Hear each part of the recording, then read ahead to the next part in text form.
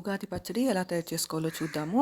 ముందుగా వేప పువ్వులను అయితే తీసుకోవాలి. ఈ పువ్వులన్నిటిని తీసుకొని అరచేతిలో వేసుకొని నలిపారంటే కాడలు సపరేట్ అయిపోతాయి. ఆ పువ్వుల్ని మాత్రం మీరు పచ్చడిలోకి యూస్ చేసుకోవచ్చు. ముందుగా వేప పువ్వులన్నీ ఇలా ఒలిచిపెట్టుకొని వాటిని అరచేతిలోకి తీసుకొని ఇలా నలిపారంటే స్టెమ్స్ మొత్తం సపరేట్ అయిపోతాయి, పువ్వులు మాత్రం మిగులుతాయి అన్నమాట. ఈ పువ్వులను అయితే మీరు ఉగాది పచ్చడిలోకి యూస్ చేసుకోవచ్చు. ఇలా వాటర్లో వేసి కడిగేశారంటే దాంట్లో ఏమైనా డస్ట్ ఉన్నా కూడా పోతుంది. ఇంకా మామిడికాయలను తీసుకొని చిన్న చిన్న ముక్కలుగా కట్ చేసుకొని రెడీగా పెట్టుకోవాలి. పచ్చిమిర్చి వేసుకున్నారంటే ఉగాది పచ్చడిలోకి ఇంకా టేస్ట్ బాగుంటుంది. కొంచెం చింతపండునైతే నానబెట్టుకొని చింతపండులో నుంచి చిక్కటి గుజ్జును తీసి ఆ గుజ్జునైతే ఉగాది పచ్చడిలోకి వాడుకోవాలి.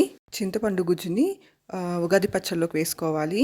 బెల్లంని వేసుకొని వేప పువ్వులను వేసుకొని మామిడికాయని చిన్న చిన్న ముక్కలుగా కట్ చేసుకొని ఉగాది పచ్చడిలోకి వేసుకోవాలి.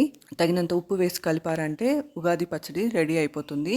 ఉగాది పచ్చడిలోకి పచ్చిమిర్చిని సన్నగా తరిగి వేసుకోవచ్చు, లేకపోతే మిరప్పొడిని కొంతమంది యూస్ చేస్తారు, మిరియాల పొడిని కూడా వేసుకోవచ్చు. నేనైతే పచ్చిమిర్చిని మాత్రం సన్నగా తరిగి వేస్తున్నాను.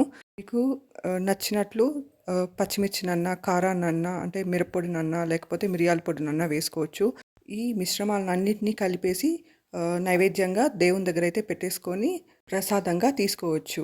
మన ఇండియన్ వంటకాల్లో ఎండుమిర్చి పచ్చిమిర్చి రాకముందు అయితే మిరియాల పొడిని కారానికి బదులు యూస్ చేసేవాళ్ళు. మనకు ఎండుమిర్చి పచ్చిమిర్చి అయితే డచ్ వాళ్ళు వచ్చిన తర్వాత మన ఇండియాలోకి అయితే ఎండుమిర్చి పచ్చిమిర్చి వచ్చింది. అంతకుముందు అయితే ఇండియన్ వంటకాల్లో మిరియాల పొడిని అయితే వాడేవాళ్ళు. Thanks for watching.